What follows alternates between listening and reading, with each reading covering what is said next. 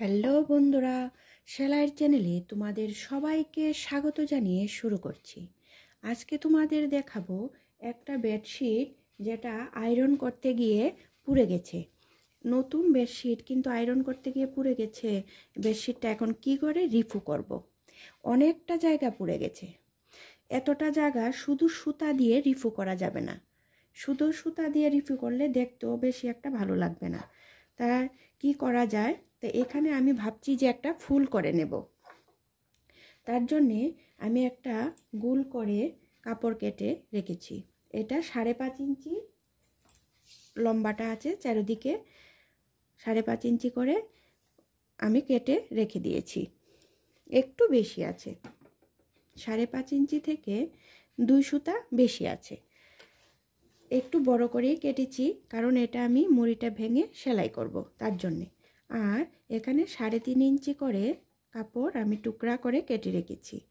এই সাইডে 3.5 ইঞ্চি, এই সাইডেও 3.5 ইঞ্চি, এরকম টুকরা করে আমি 8টা টুকরা কাপড় কেটে রেখেছি পাপড়ি বানানোর জন্য। তাহলে পাপড়িটা আমি কি করে বানাবো এটাই তোমাদের দেখিয়ে দিচ্ছি। এই সাইডে ফোল্ড করে নিলাম, এই সাইডেও আরেকটা ফোল্ড করে নিলাম, নিয়ে এইভাবে পাপড়িটাকে আমরা বানাবো, ফুলের পাপড়িটা। দেখো, একটা দেখিয়েছি, এখন আরেকটা দেখিয়ে দিচ্ছি। এইভাবে ফোল্ড করে তারপর আমি পাপড়িটা তৈরি করব। এই 8টার আমি একইভাবে পাপড়িগুলি রেডি করে রেখে দিয়েছি। এখন তোমাদের সেলাই করাটা দেখিয়ে দেব। এরকম মুড়িটা ভেঙে সার্কেলটা আমি সবটা সেলাই করব, না হয় সুতাটা তো বেরিয়ে যাবে। তার জন্যে আমি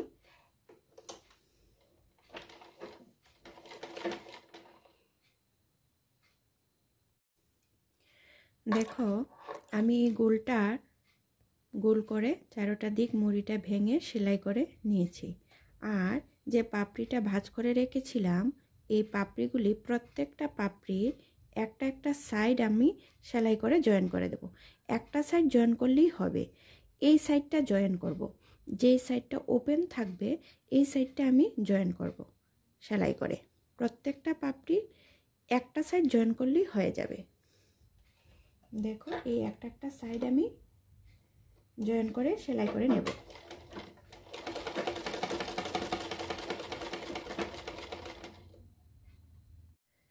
প্রত্যেকটা পাপড়ির একটা একটা সাইড আমরা সেলাই করে নিয়েছি। এখন প্রত্যেকটা পাপড়ি প্রথমে আমরা বসিয়ে নেব ঠিকঠাক করে, যাতে পাপড়িগুলি সেটিংটা ভালো হয়, দেখতে ভালো লাগে। তার জন্য আমরা আগে প্রথম বসিয়ে নিচ্ছি। এই কোণাগুলি আমরা গুলের ভিতর দিকে দিয়ে দেব। দেখো, ভেতর দিকে দিলে দেখতে বেশ সুন্দর হবে। প্রত্যেকটা কোণা আমরা ভিতর দিকে দিয়ে দেব। এই দেখো, আমরা সুন্দর করে বসিয়ে দিচ্ছি যাতে আমাদের দেখতে ভালো লাগে।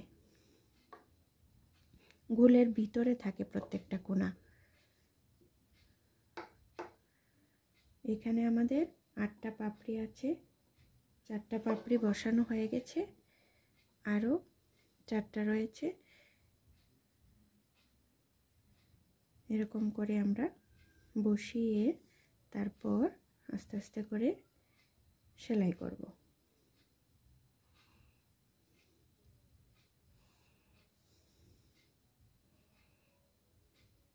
বসিয়ে রাখলাম, আর একটা পাপড়ি আছে।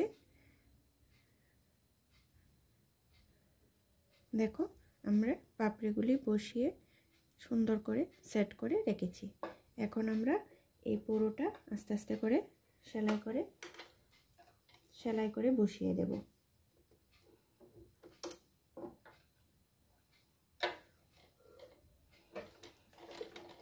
ঘুরিয়ে ঘুরিয়ে সেলাই করে আস্তে আস্তে বসিয়ে দিচ্ছি। ছিদ্র হয়ে যাওয়া বেডশিটটার উপরে আমরা বসিয়ে নিয়েছি ফোল্ডটা। দেখো, এটার উপরে বসিয়ে তারপর আগে প্রথমে পিন মেরে নেব। সম্পূর্ণটা চারোটা দিক পিন মেরে প্রথমে এই সার্কেলটা দেব। সার্কেলটা প্রথমে সেলাই করব, তারপর এই পাপড়িগুলি সেলাই করব।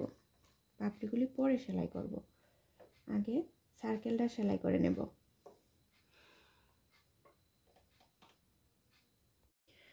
আমরা ডাবল করে সার্কেলটা সেলাই করে নিয়েছি, ডাবল করে দিয়ে দিয়েছি। এখন তোমাদের আমি কোনাগুলি সেলাই করে দেখিয়ে দিচ্ছি। পিনগুলি খুলে নেব, কারণ সার্কেলটা সেলাই হয়ে গেছে। পিনটা খুলে এখন পাপড়িটা সেলাই করে তোমাদের দেখাচ্ছি। একদম কর্নারে আনবো, একদম সরু পাপড়িটাতে এনে তারপর আমরা এরকম করে প্রত্যেকটা পাপড়ি সেলাই করে নেব। দেখো এইভাবে আমরা ঘুরিয়ে ঘুরিয়ে ঘুরিয়ে ঘুরিয়ে প্রত্যেকটা পাপড়ি আমরা আস্তে আস্তে সেলাই করে নিচ্ছি। সম্পূর্ণ ফুলটা কমপ্লিট করে নিয়েছি, সেলাই করে দেখো সুন্দর করে জয়েন করে নিয়েছি। তোমাদের কেমন লেগেছে তোমরা অবশ্যই জানাবে। যদি ভালো লেগে থাকে লাইক কমেন্ট শেয়ার অবশ্যই করবে।